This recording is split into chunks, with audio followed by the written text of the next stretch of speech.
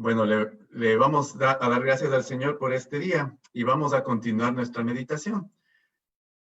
Las semanas pasadas hemos estado haciendo un resumen de lo que es este tiempo de Adviento y decíamos que estamos comenzando un nuevo ciclo litúrgico en la iglesia y nosotros tratábamos de recordar de qué se trata ese ciclo litúrgico.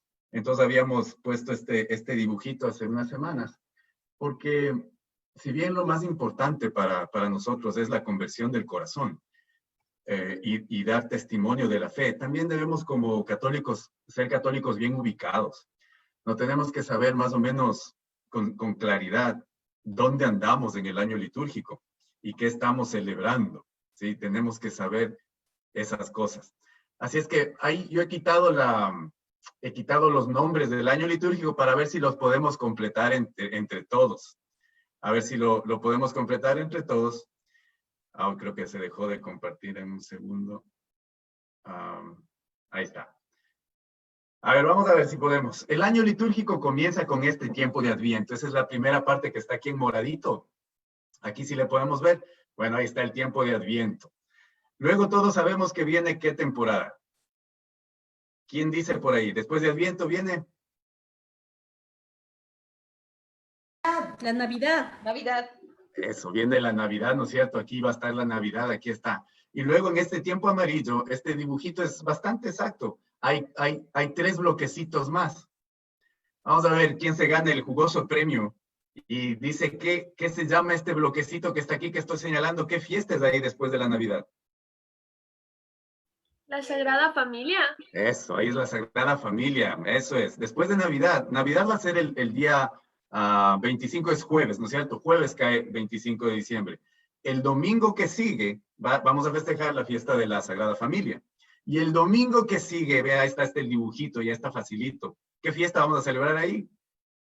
El de los Reyes. La Epifanía del Señor, eso es, los Santos Reyes, Epifanía del Señor. Y enseguida de la Epifanía vamos a celebrar, ¿qué cosa? El siguiente domingo. Bautismo. El bautismo del Señor y ahí se acaba la Navidad. Eso es todo lo que los católicos están bien ubicados nomás.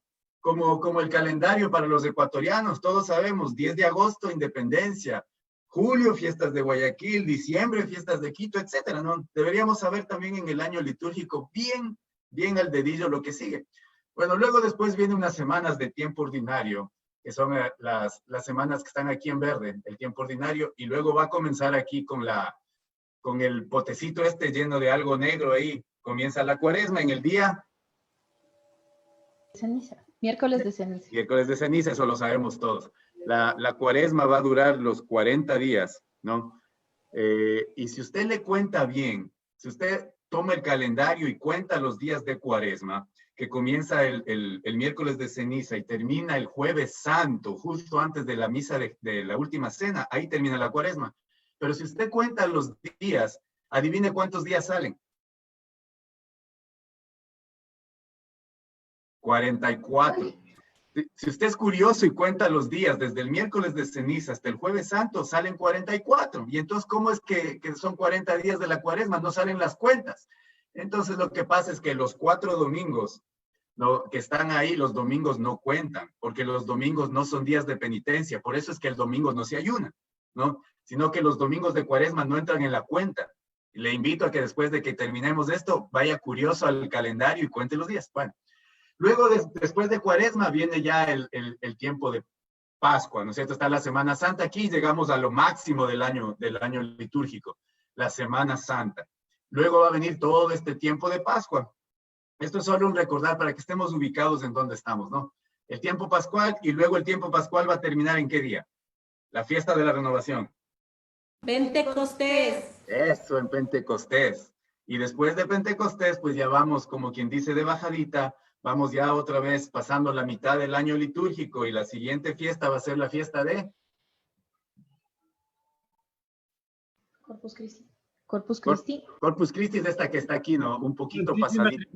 La Santísima Trinidad. Santísima Trinidad, eso el Armandito. Santísima Trinidad, luego sí, Corpus Christi, y luego ya va descendiendo por el tiempo ordinario y terminamos en la fiesta de Cristo Rey. No, es bien importante que nos sepamos ubicar como católicos en dónde andamos, que cuando elevemos el color del sacerdote sepamos en qué estamos. Bueno, Eso como un resumen. Y ya habíamos dicho que Adviento y Cuaresma se parecen, pero no son lo mismo. Son tiempos de preparación para una fiesta grande, pero se viven de diferente manera. Y también decíamos que Adviento es un sinónimo de la palabra parusía.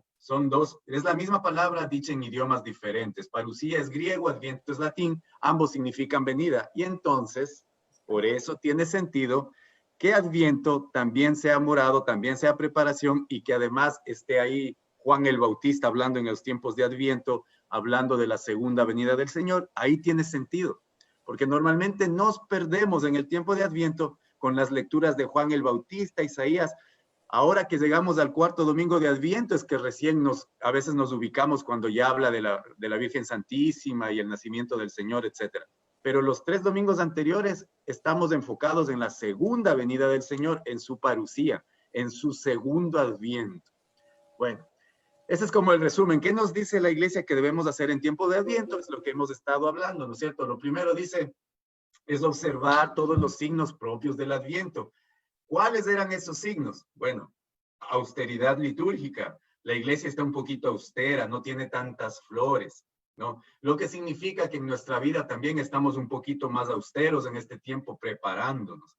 Los cantos de Adviento son especiales, nos pide que hagamos la corona de Adviento en nuestra casa, que sigamos el calendario de Adviento, todas las cositas diarias que la comunidad ha estado compartiendo, es algo que la iglesia recomienda hacer, seguir un calendario de Adviento para no despistarnos, hacer colecta para los pobres y preparar el pesebre, ¿no? Vivir la novena, o como aquí los hermanos mexicanos hacen sus posadas, pues lo que sea, en Ecuador hacemos la novena. Bueno, no, estar en gracia, también nos pide estar en gracia. En tiempo de Adviento es un tiempo para que vayamos a confesarnos, para que nuestro corazón esté preparado.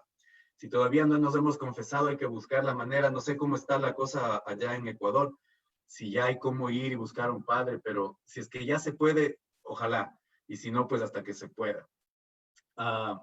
Hacer obras de misericordia, eso lo habíamos dicho, que es en tiempo de Adviento es muy propio, porque Juan el Bautista, ¿no? Que es uno de los personajes del tiempo de Adviento, él mismo, cuando le iban a preguntar, ¿qué hacemos para prepararnos? Cuando él les decía, hey, conviértase. Le decía, ¿qué hacemos? Él les decía, el que tenga 2 túnicas, ¿no? Que comparta una a la que no tiene ninguna. El que tenga comida, que le dé comida al que no tiene, etcétera. Es decir, las obras de misericordia son algo muy propio en este tiempo de Adviento para preparar la venida del Señor. Eso nos lo dice Juan en el Evangelio según San Lucas, en esta lectura que yo he puesto aquí, que es la lectura del tercer domingo de Adviento, pero del año C, no del año B que estamos ahorita. Pero por eso es que hacemos obras de misericordia en la iglesia durante este tiempo de Adviento. Y luego hemos caminado en estas semanas meditando sobre los personajes característicos del tiempo de Adviento que la iglesia comparte con nosotros en las lecturas dominicales. El profeta Isaías, el profeta de la espera, de la expectativa, el profeta que hace 600 años empezó a escribir que ya viene el Mesías, que ya viene el Salvador.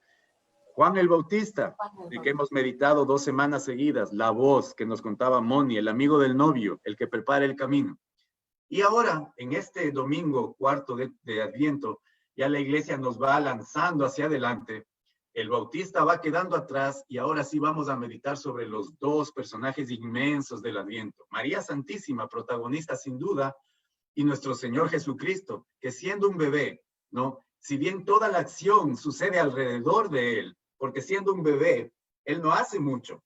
Sin embargo, es la figura central, es la Sagrada Familia la que va a irse moviendo en este tiempo de Adviento y Navidad. Pero es el personaje por excelencia propio del tiempo de Adviento, porque estamos preparándonos para su llegada, ¿no? Para su venida.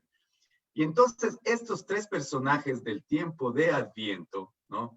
Se relacionan muchísimo. Miren, yo he querido poner esto aquí porque me parece muy interesante que el profeta Isaías ha hecho profecías sobre Juan Bautista, ¿no? Cuando dice una voz que clama en el desierto, en el capítulo 40, por supuesto ha hecho profecías sobre nuestro Señor, sobre todo en los capítulos 52 y 53, cuando habla del siervo sufriente y muchas otras, y todo el Antiguo Testamento que habla de nuestro Señor Jesucristo. Y también hay profecías propias para la Virgen Santísima, cuando dice, he aquí, la Virgen da luz y concibe y da luz a un hijo, en Isaías 7. Pues miren, estos 3 personajes, Juan el Bautista, el Señor Jesús y la Virgen Santísima son los únicos tres personajes del Antiguo Testamento que tienen sus propias profecías, perdón, del Nuevo Testamento que tienen sus propias profecías en el Antiguo Testamento. Eso es muy, muy interesante. Los únicos tres, no hay otro personaje en el Nuevo Testamento que tenga profecías propias. Solamente Juan el Bautista, el Señor Jesús y la Virgen Santísima. Por eso los tres se relacionan tanto en este tiempo de Adviento. Bueno, y entonces ahora sí, la iglesia nos lanza para adelante. Vamos a meditar ya la plenitud, el culmen del tiempo de Adviento, que es precisamente la conmemoración de la primera venida, del primer advenimiento del Señor Jesús. Porque la iglesia sigue la recomendación del mismo Juan, ¿sí? Del mismo Juan el Bautista. ¿Por qué? Nos dice la Sagrada Escritura en el capítulo 1 de Juan, que cuando Juan estaba bautizando en el Jordán y ve llegar al Señor Jesús, que va a empezar su ministerio público a los 30 años de edad, lo ve y dice, he ahí el Cordero de Dios que quita el pecado del mundo.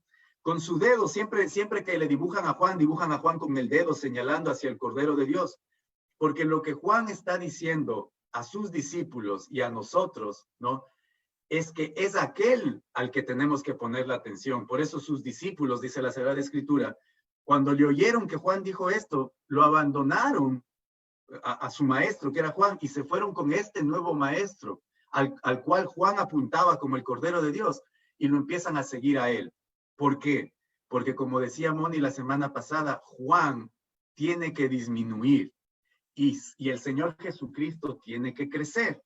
Por eso la iglesia, que es una maestra, ¿no? Que nos enseña con didáctica, nos ha ido llevando en estos domingos anteriores por las lecturas con Juan. Juan va señalando el camino, Juan es la voz, Juan apunta con el dedo y ahora sí, Juan tiene que disminuir y el Señor tiene que crecer. Por eso nos lanza hacia adelante, ¿no? Diciéndonos, es aquel al que tienen que poner la atención ahora sí. Yo ya he pasado, dice Juan, es preciso que él crezca y que yo disminuya. Y es precisamente eso lo que hace la iglesia. Cada Eucaristía, en cada misa, si nosotros ponemos atención, cuando en la Eucaristía vamos atendiendo la liturgia de la palabra y luego va avanzando la misa, llega el momento en que el sacerdote parte, ¿no? el cuerpo de Cristo ya consagrado y levanta las dos mitades una sobre la otra como está en la foto y ahí nos dice, este es el Cordero de Dios que quita el pecado del mundo. Y nos llama la atención a todos los que estamos viviendo la Eucaristía a ese Cordero. Y nos dice, aquí tiene que estar su atención ahora mismo porque ahora viene el banquete del Cordero, el banquete pascual. ¿Sí? Todo esto es lo mismo que hace la iglesia en el tiempo de Adviento. Ahora en el cuarto domingo, toda la atención que nos ha venido preparando Juan y las lecturas de Isaías, ahora sí van centradas al advenimiento del Mesías, del Señor Jesús. Por eso la iglesia llama nuestra atención todo el tiempo a este Señor presente ahora en la misa en cuerpo, sangre, alma y divinidad. Bueno, entonces ahora sí, con ese preámbulo, vamos a poner nuestra atención en el Señor que viene. Y esas son las lecturas del cuarto domingo de Adviento que vamos a meditar este domingo.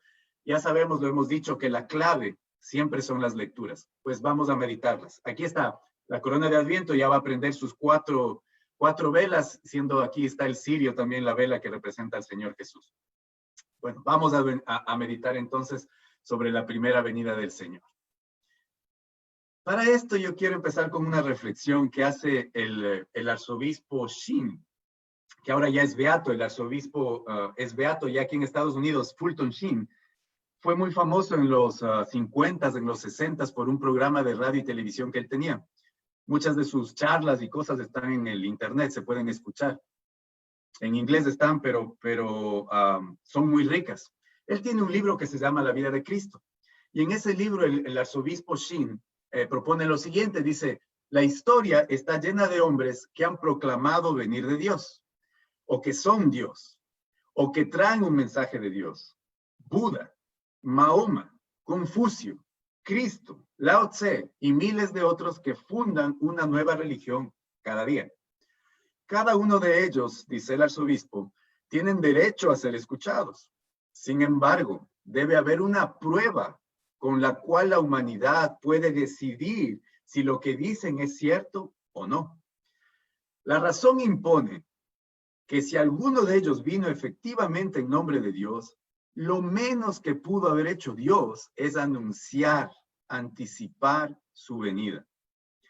Esto es muy importante, muy importante. Lo que nos está diciendo aquí el arzobispo Shin es que si alguien viene diciendo que viene de parte de Dios, lo mínimo que Dios debería haber hecho es anunciar que viene. Cuando yo converso un poquito con mis hijos, sobre todo con mi hija mayor, cuando estamos conversando con Gávida, me dice, papi, ¿cómo sabemos nosotros que nosotros estamos en la religión verdadera? Porque ustedes saben que en las escuelas ahora les dicen que todas las religiones son iguales, que todas las religiones llevan a Dios, que todas las religiones tienen la misma validez, que el cristianismo es una religión más entre tantas. Si bien es cierto, hay que respetar humanamente, el respeto humano a las otras religiones, no por eso vamos a dejar de mirar la verdad. Y la verdad es que ninguno de los que han fundado las otras religiones, Mahoma, Buda, Confucio, Smith, cualquiera de los que diga que fundó una religión, ninguno de ellos fue anunciado. Simplemente ellos dicen que recibieron un mensaje. Y entonces tenemos que creerles porque ellos dicen que recibieron un mensaje. Solamente Cristo, solamente el Señor, solamente el nacimiento de nuestro Señor Jesucristo fue anunciado, no con un poquito antes, ni con un par de siglos antes, sino con 1800 años antes ya comienzan las profecías sobre la venida de este Señor que va a ser rey, de este niño Dios que va a nacer, 1800 años antes. Entonces, lo que dice el arzobispo Shin es que la manera de saber que estamos en la verdad, ¿no?, es ponerlo a prueba contra los anuncios. Si aquel que dice que es mensajero de Dios fue anunciado, entonces es verdad. Sigue el arzobispo Shin y dice, es razonable pensar que Dios hubiera anticipado a todos los hombres cuándo su mensajero iba a venir, dónde viviría, la doctrina que iba a enseñar, los enemigos que iba a tener, el programa que iba a adoptar para el futuro y la manera en que iba a morir.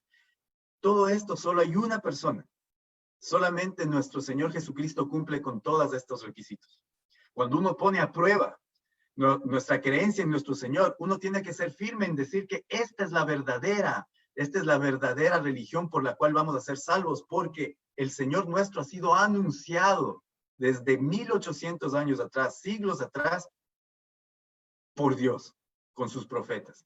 Luego dice, si Dios no hubiera hecho esto, no habría manera de prevenir que cualquier impostor aparezca diciendo, yo vengo de parte de Dios, o un ángel se me apareció en el desierto y me dio este mensaje.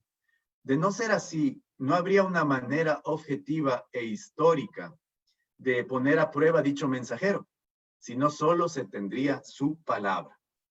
Por eso cuando a los jóvenes les quieren cuentear, lavar el cerebro, que todas las religiones son iguales, no, señor, nosotros podemos poner a prueba, porque el Señor Jesucristo, su palabra, se respalda con las profecías de las cuales está llena el Antiguo Testamento, con todas las prefiguras que están en el Antiguo Testamento que hablan de este Señor Jesucristo y que hablan de esta venida, ¿no? No solo fue anunciado Jesús, fue anunciada su madre, fue anunciada su misión, fue anunciada su muerte, con una claridad que es imposible que se haya dado sin que Dios haya actuado para inspirar al profeta Isaías para que nos cuente cómo iba a morir el Señor Jesucristo. Es el único. Entonces, para entender las lecturas de este cuarto domingo de Adviento, es necesario que nosotros entremos un poquito en la historia de la salvación y recordemos los detalles más generales.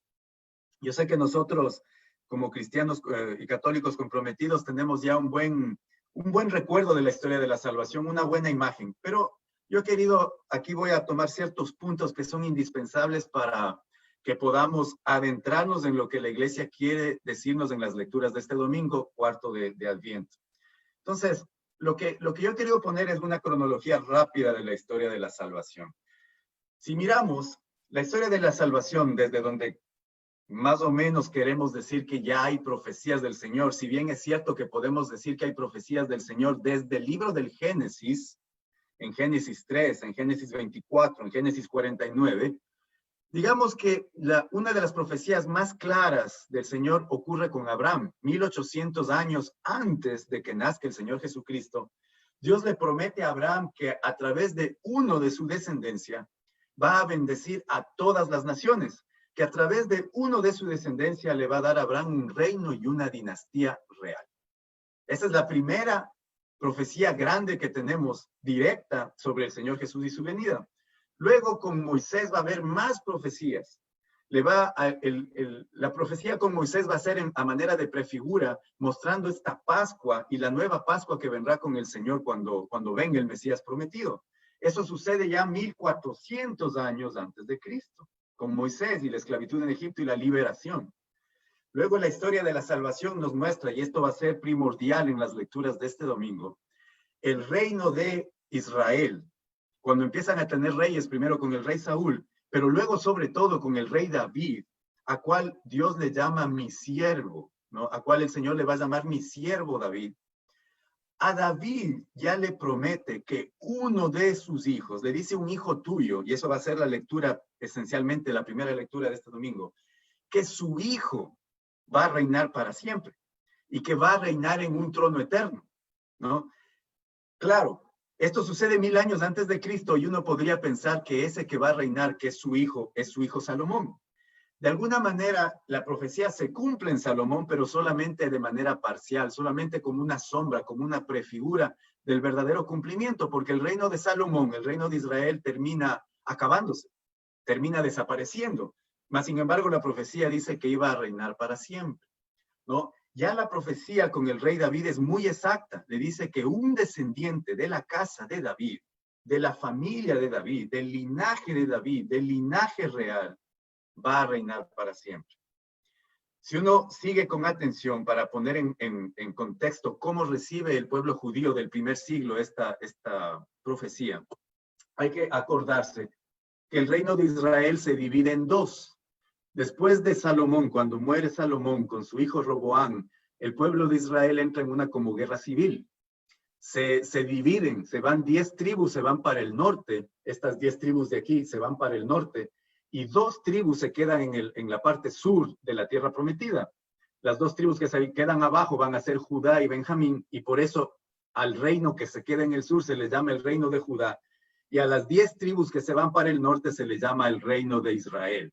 Así se divide, eso hay que tener bastante claro, porque por eso a los judíos se les llama judíos, porque los que quedan son de Judá.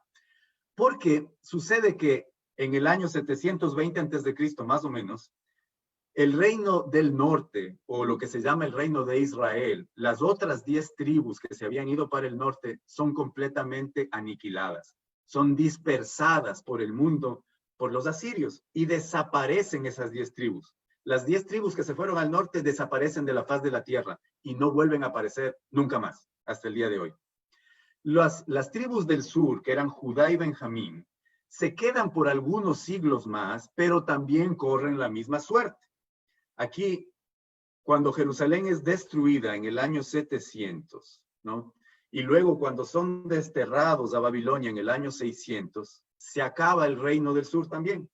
Es decir, se acaban los reyes, se acaba el reino de David, se acaba la sucesión de reyes que venían de David. Y por tanto el pueblo de Israel piensa que Dios se ha olvidado de ellos, que esta promesa ya no se va a cumplir, que el Señor ha faltado a su palabra, por decirlo de alguna manera, y que ya el linaje de David ha desaparecido. Aunque regresan, ¿no? Aunque regresan después a la tierra prometida y reconstruyen este templo de Salomón, grande y majestuoso, lo reconstruyen y hacen el segundo templo, nunca el segundo templo va a tener la misma plenitud que el primero. Dice la Sagrada Escritura que los más viejos, cuando regresan y miran el segundo templo, no se regocijan, sino que lloran al mirar qué tan pequeño es el segundo templo, es una sombra de lo que fue el primero. Y por eso, aunque se reconstruye el templo y la ciudad de Jerusalén, el reino de David nunca vuelve a tener el esplendor de los días del rey David y del rey Salomón, ¿no? Luego, ya acercándonos mucho más hacia el año donde nace el Señor Jesucristo, en el año 40, el pueblo judío tiene un rey, que digamos es un rey medio judío, a medias judío, porque es un edomita, es un descendiente no de Jacob, sino de Saúl, y además su madre es árabe. no es el rey Herodes el Grande. Además es un desalmado, es un criminal, es el que manda matar a los niños cuando nace el Señor, etc. Es decir, es un rey que no tiene derecho a estar ahí. Esas son las circunstancias en las que está el pueblo de Israel en el primer año, en el siglo primero, cuando nace el Señor Jesucristo. Están devastados, están desconsolados, están desanimados, piensan que la promesa del Señor no se va a cumplir, ¿no? Por lo tanto, cuando escuchan, ¿no? Cuando escuchan que lo que vamos a leer ahora en el Evangelio, cuando lo escuchan, entonces enseguida recuerdan el reino de David y se dan cuenta que está por cumplirse la promesa y que sí se va a cumplir. Eso es lo que nos quiere la iglesia poner en los pies, en los zapatos de los judíos, para hacernos mirar la desesperanza en la que estaban cuando llega el Mesías. Y nos quiere hacer una similitud, porque a veces en el mundo, en el siglo XXI en el que vivimos, año 2021 casi, nosotros también estamos en desesperanza porque vemos que el mundo va por caminos completamente distintos a los que Dios quiere. Todo sucede para mal. Las guerras, la enfermedad, los robos, la política.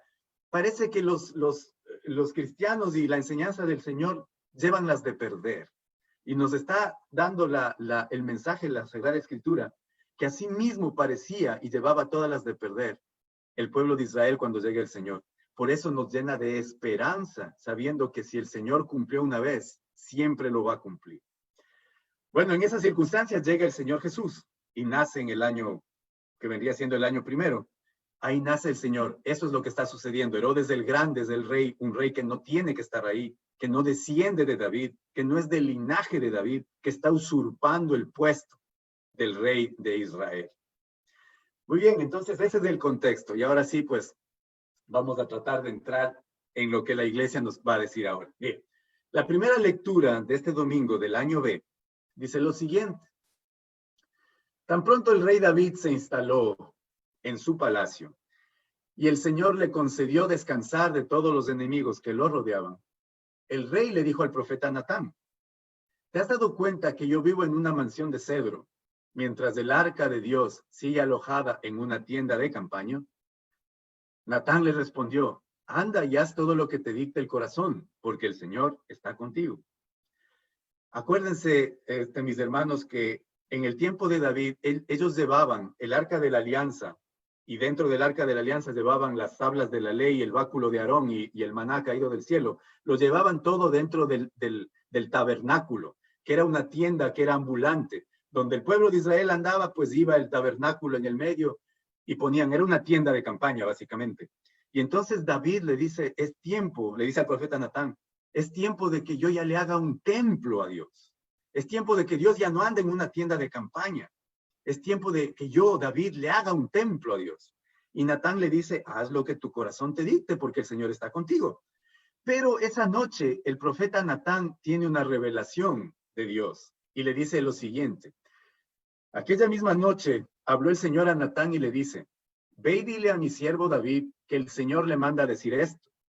¿Piensas que vas a ser tú el que me construya una casa para que yo habite en ella? Yo te saqué de los apriscos y de andar tras las ovejas, para que fueras el jefe de mi pueblo. Yo estaré contigo en todo lo que emprendas. Acabaré con tus enemigos y te haré tan famoso como los hombres más famosos de la tierra. Le dice el Señor a David, no me vas a hacer tú una casa. Hablando, yo te voy a dar una casa. Cuando está hablando de casa, por supuesto está hablando de un templo, ¿no? En el primer sentido, y en el segundo sentido está hablando de un linaje real. Le dice, yo te voy a hacer a ti un linaje real que dure para siempre, y yo te voy a hacer a ti, ¿no? El verdadero templo en donde yo quiero habitar. Haciendo alusión al cuerpo del Señor, a la humanidad del Señor Jesucristo, que es el templo. Por eso el Señor después va a decir en el templo de Jerusalén, destruyan este templo, que yo lo voy a levantar en 3 días, refiriéndose a su cuerpo.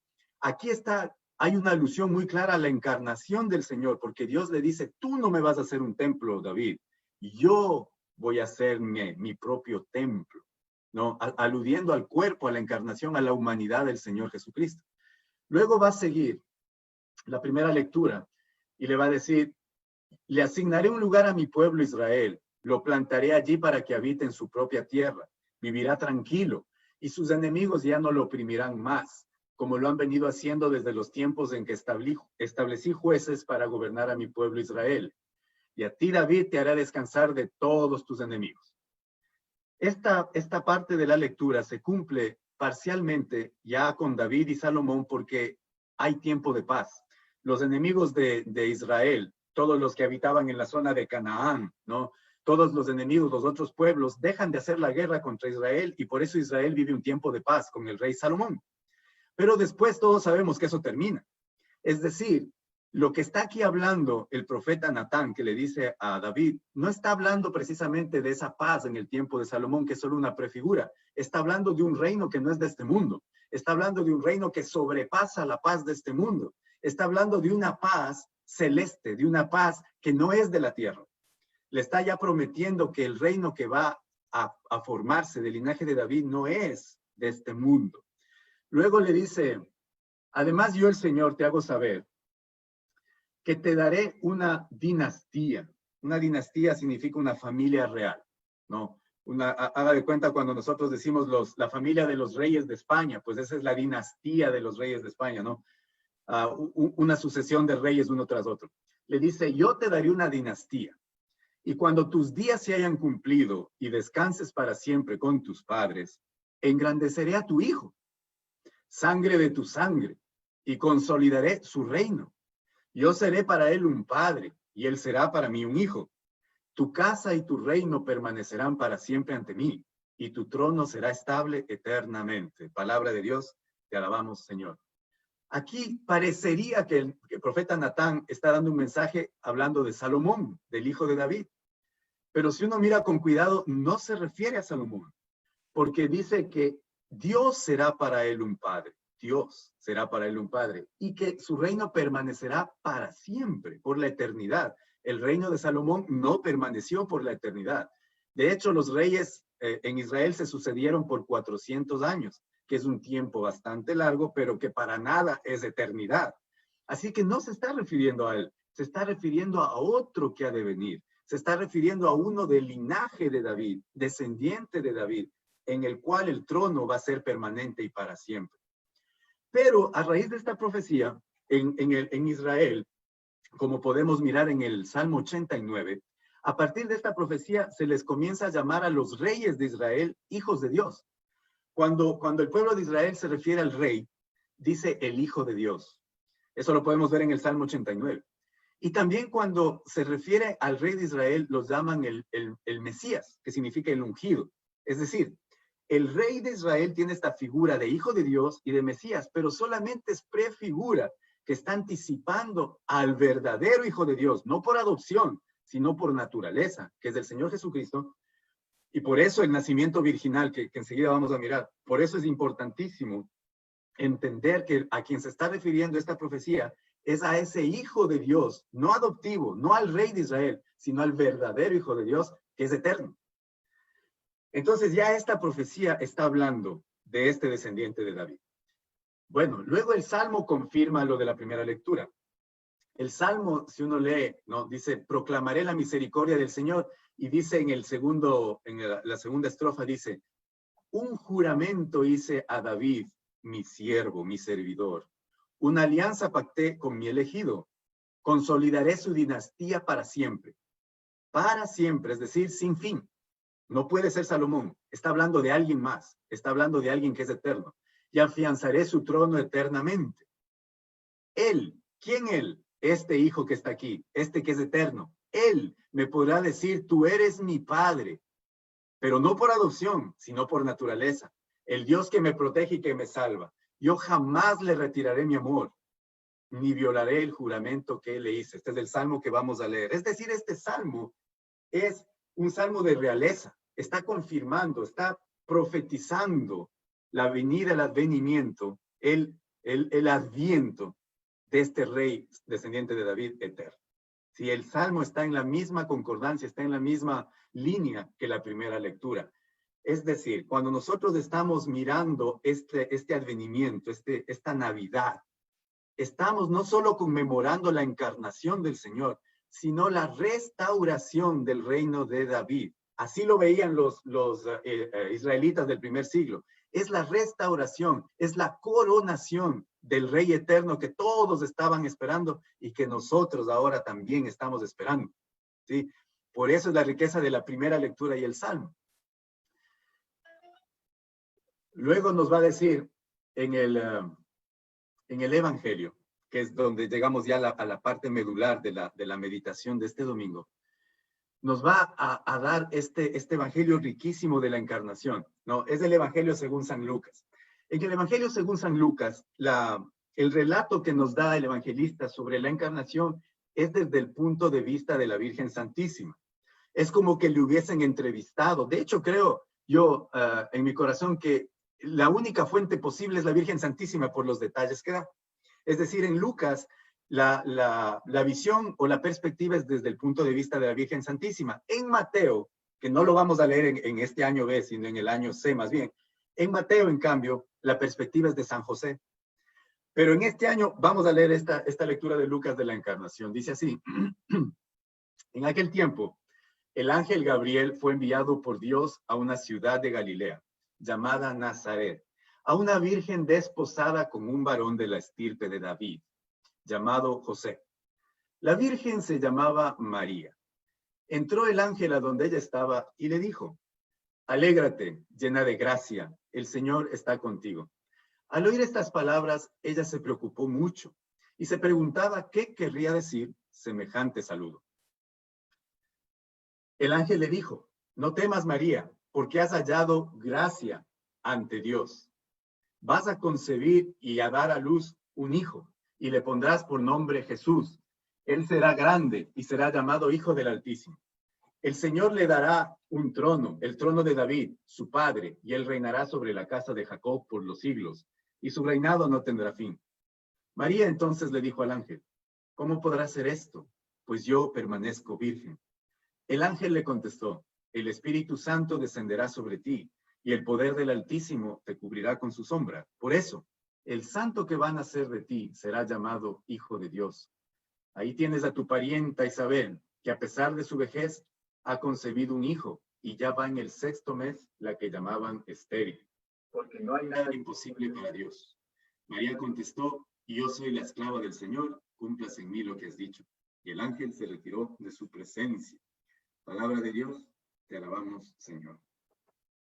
Bueno, este pasaje del Evangelio en sí mismo es digno de otro retiro, ¿no? Es digno, está cargado de profecía y cargado de elementos para nuestra reflexión.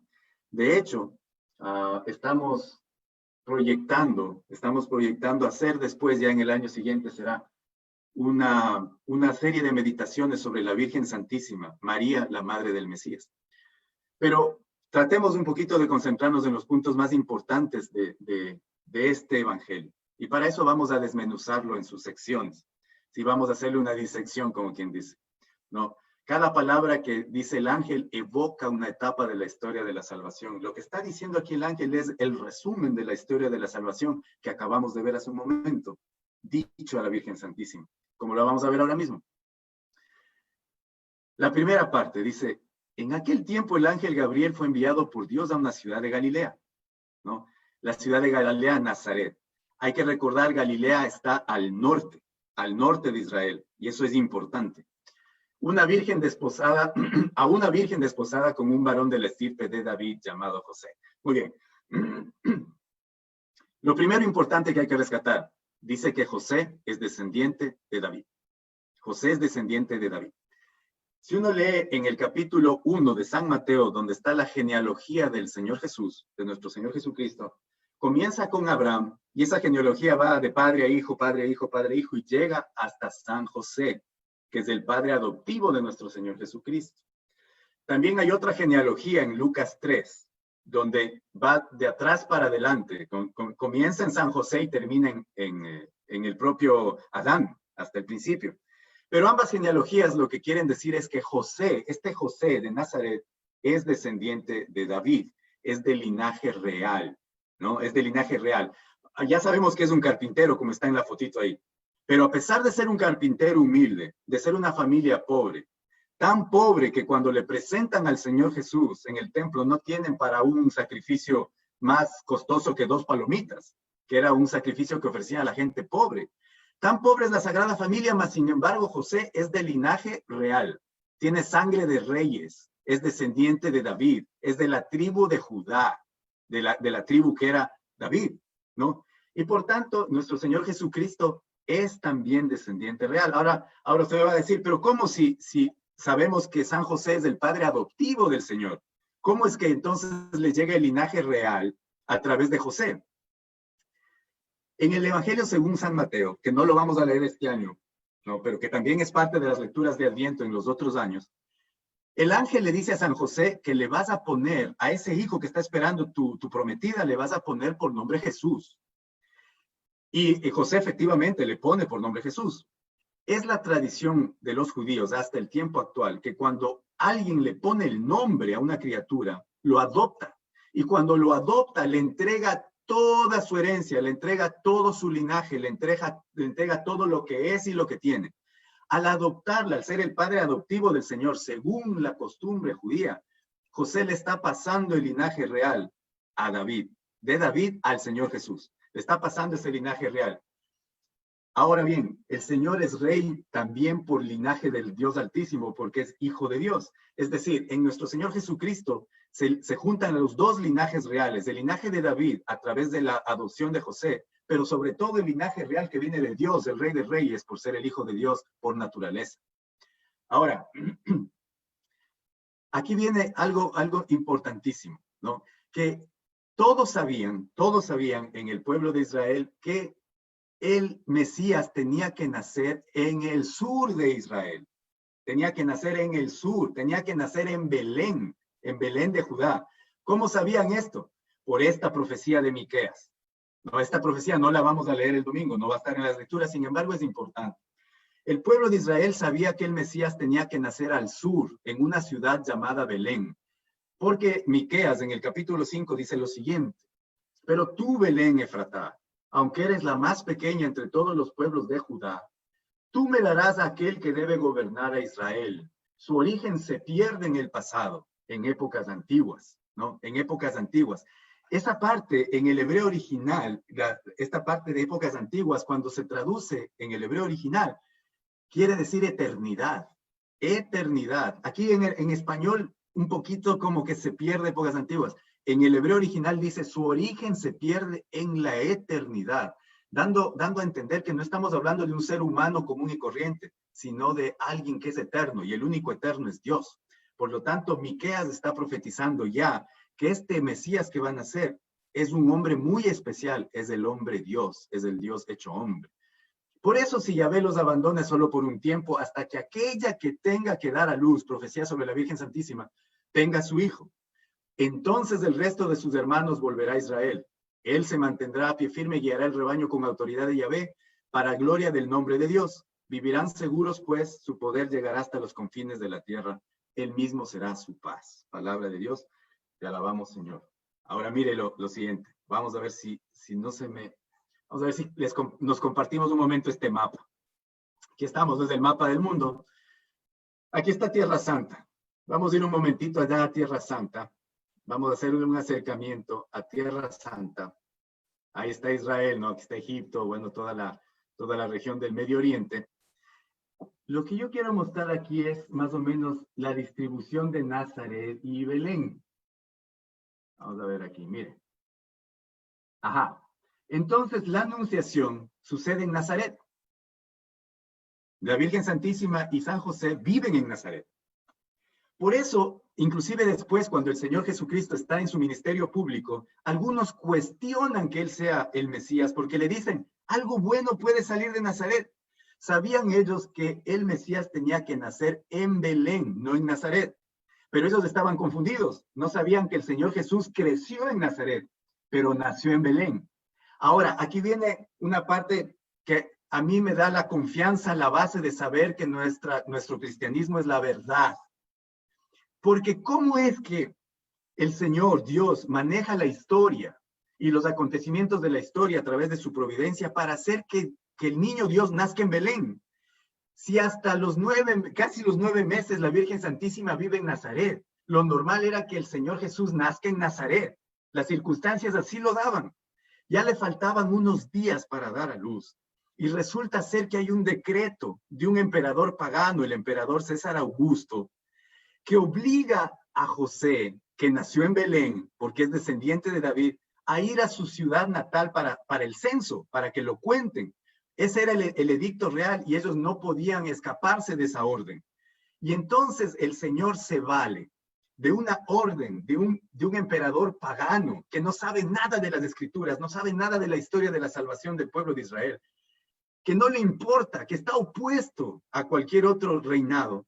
Y sin embargo, Dios utiliza en su divina providencia los acontecimientos porque la profecía tiene que cumplirse y entonces la Sagrada Familia se pega a esta caminata que aquí dice, según vemos aquí en el mapa, son 174 kilómetros, ¿no? Siguiendo esta carretera que me imagino que ahora, me imagino que el Señor iría, la Sagrada Familia iría así en línea recta, pero son 150 o más kilómetros que al ritmo de una señora embarazada, subida en un burrito, ¿no? ¿Usted cuánto cree que se demoraron? ¿Y por qué ellos van a ser tan locos? José no estaba loco, ni la Virgen Santísima, para pegarse semejante viaje, ¿no? Solo para que el Señor nazca en Belén, porque la profecía tenía que cumplirse. Por eso, cuando uno mira cómo los acontecimientos cumplen la profecía, acontecimientos que están totalmente fuera del control de San José, de la Virgen Santísima, inclusive que están fuera del control del Señor Jesús, que es un bebé, que todavía no nace, que está dentro del vientre de su madre, entonces uno tiene la certeza que lo que dice el Señor y lo que dice la Sagrada Escritura es cierto, porque los acontecimientos hacen que se cumpla hasta la última letra de la Escritura. Y entonces es que el Señor nace en Belén, ¿no? Se vienen de Nazaret hasta Belén. Por eso quería compartir un poco, y por eso los israelitas saben que el Mesías tiene que nacer al sur de Israel. Muy bien. Bueno, volvamos a nuestra meditación. ¿No? Luego, la segunda parte del Evangelio, ¿no? Ya sabemos que José es descendiente de David, sabemos que José nace en Belén, sabemos que José le hereda la dinastía real al Señor Jesucristo, sabemos que el Señor nace en Belén y en qué circunstancias. Ahora bien, sigamos con la siguiente parte del Evangelio, le va a decir, la Virgen se llamaba María. Muy bien. Entró el ángel donde ella estaba y le dijo, alégrate, llena de gracia, el Señor está contigo. Al oír estas palabras, ella se preocupó mucho y se preguntaba qué querría decir semejante saludo.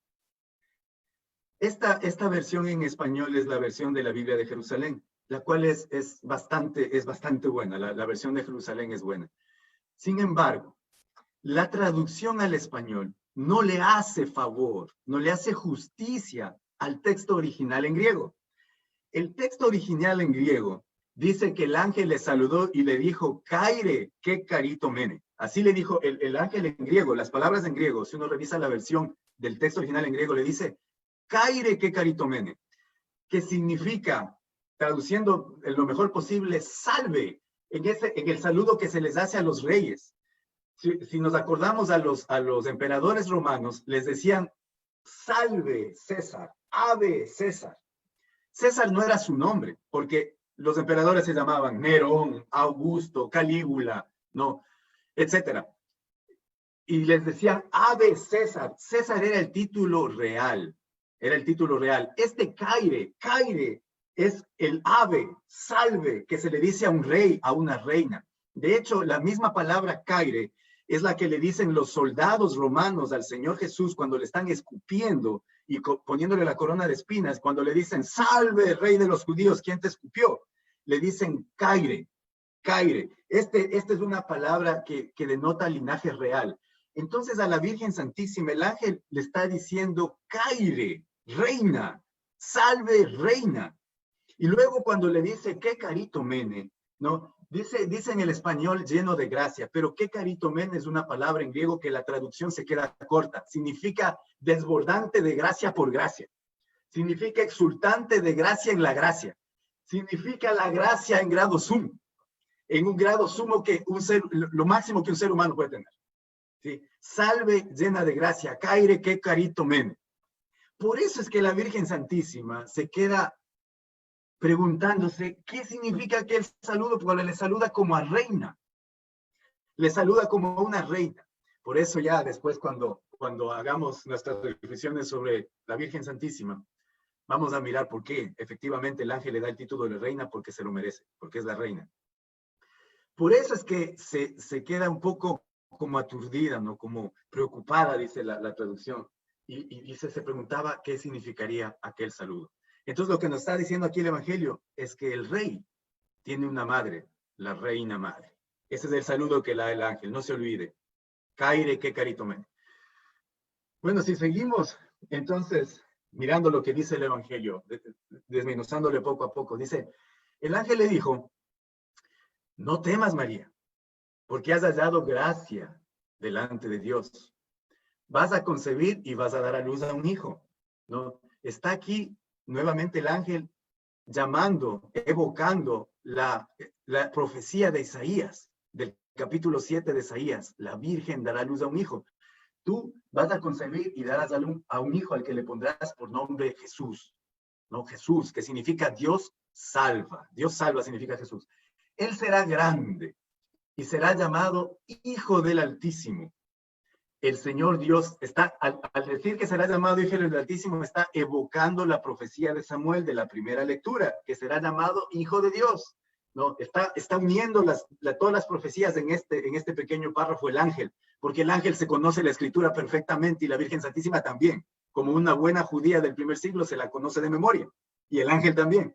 Y entonces dice, el Señor Dios le dará el trono de David, su padre, y reinará sobre la casa de Jacob por los siglos, y su reinado no tendrá fin. Es un llamado directo a la profecía de Samuel de la primera lectura. Aquí está, David es su padre. El reino que se había perdido no está perdido. Aquí está uno de sus descendientes que va a ser el rey por siempre. Aquí el ángel lo que está diciendo es que se restaura el reino de David, se restaura el reino, el linaje escogido de Israel, pero de una manera que rompe todos los esquemas. Nadie se imaginó que iba a ser así, en el vientre de María Santísima.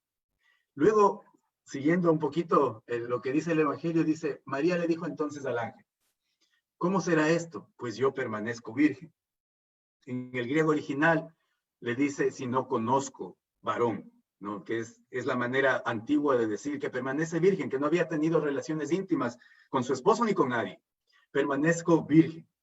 El ángel le contestó, el Espíritu Santo descenderá sobre ti y el poder del Altísimo te cubrirá con su sombra. Por eso, el santo que va a nacer de ti será llamado Hijo de Dios. Cuando están diciendo esto, está evocando las escrituras que acabamos de leer, que será eterno, que su origen se pierde en las edades de la antigüedad. Está diciendo que al ser virgen, el origen, la naturaleza de este Hijo Jesús que va a nacer no es solamente humano, tiene una naturaleza eterna, una naturaleza de Dios. Y por eso es sumamente importante el nacimiento virginal. No por María, no queremos que sea virgen por María. Es indispensable que sea virgen la concepción virginal para que Dios sea hombre, no para que digamos que Dios se ha hecho Jesucristo, que Jesucristo es Dios, ¿no? Al mismo tiempo, María, aquí cuando el ángel le dice que el Señor va a descender sobre ti, está evocando al pueblo de Israel cuando la presencia de Dios descendía sobre el templo, sobre el tabernáculo, sobre el arca de la alianza, sobre la tienda de las citas, ¿no? Por eso el Evangelio le va a decir, perdón, aquí este comentario es del Papa Benedicto en uno de sus libros que se llama La infancia de Jesús, las narrativas de la infancia de Jesús. Dice que por eso se le llama a María Santísima hija de Sión, porque en Zacarías le dice, regocíjate, hija de Sión, que es Jerusalén, porque el Señor habita en medio de ti. Y en el hebreo original, la palabra que se usa es vientre. Es decir, está comparando Zacarías, el templo, la presencia de Dios con un vientre femenino. Por eso aquí, ¿no? A María, dice el Papa en su libro, aparece como la hija de Sión en persona. La profecía de Zacarías se cumple de manera inesperada en María, que se convierte en el arca de la alianza donde Dios va a morar verdaderamente, donde la presencia de Dios humanado va a estar en el vientre de Jesús, en el vientre de María, perdón, y Jesús en su vientre. Nos dice el catecismo de la iglesia que desde los padres de la iglesia siempre la convicción del nacimiento, de la encarnación virginal, ¿no? De la inmaculada concepción del Señor, es una base de la fe. Dice aquí San Ignacio de Antioquía, comienzos del siglo II. Estén firmemente convencidos acerca de que nuestro Señor es verdaderamente de la raza de David, según la carne, Hijo de Dios según la voluntad, y el poder de Dios nacido verdaderamente de una virgen. Esto dice San Ignacio de Antioquía, ya al principio de la iglesia. Fue verdaderamente clavado por nosotros en su carne, bajo Poncio Pilato, padeció verdaderamente, como también resucitó verdaderamente. Esto dice el catecismo en el artículo 498. Y viene muy al lugar porque ustedes han visto ahí en esos documentales que a veces sacan y que la gente se queda loca escuchando, ¿no? Donde se dice que la concepción virginal del Señor es un mito, ¿no? Que es una leyenda de los antiguos, que los antiguos eran ignorantes, y entonces todas esas concepciones mitológicas. Le paso un comentario, yo no creo que los antiguos sean tontos, ¿no? Los antiguos sabían muy bien que una mujer virgen no se queda embarazada, ¿no? Ni que los muertos no resucitan, ¿no? Entonces, los antiguos y los nuevos, siempre esto es algo que se cree por los ojos de la fe. Pero la fe no es una cosa ciega. La fe tiene su base en las profecías que se van cumpliendo y en la historia que se va cumpliendo, donde estos personajes no tienen control alguno, donde el único que tiene control es Dios y su providencia, y se cumplen. Por lo tanto, si en la Sagrada Escritura hay una profecía que dice que la Virgen da luz, es porque la Virgen da luz. Y no tengo por qué dudarlo, pero esto solo se puede reconocer a los ojos y con el don y con la gracia de la fe. Por eso sabemos que el Señor fue concebido sin semilla de varón, ¿no? En esto que es el misterio de misterios, la encarnación donde Dios, que no cabe en el universo, ingresa en el vientre santísimo de nuestra Madre María. María le dijo entonces, bueno, esto ya dijimos, no van a hacerse llamado Hijo de Dios.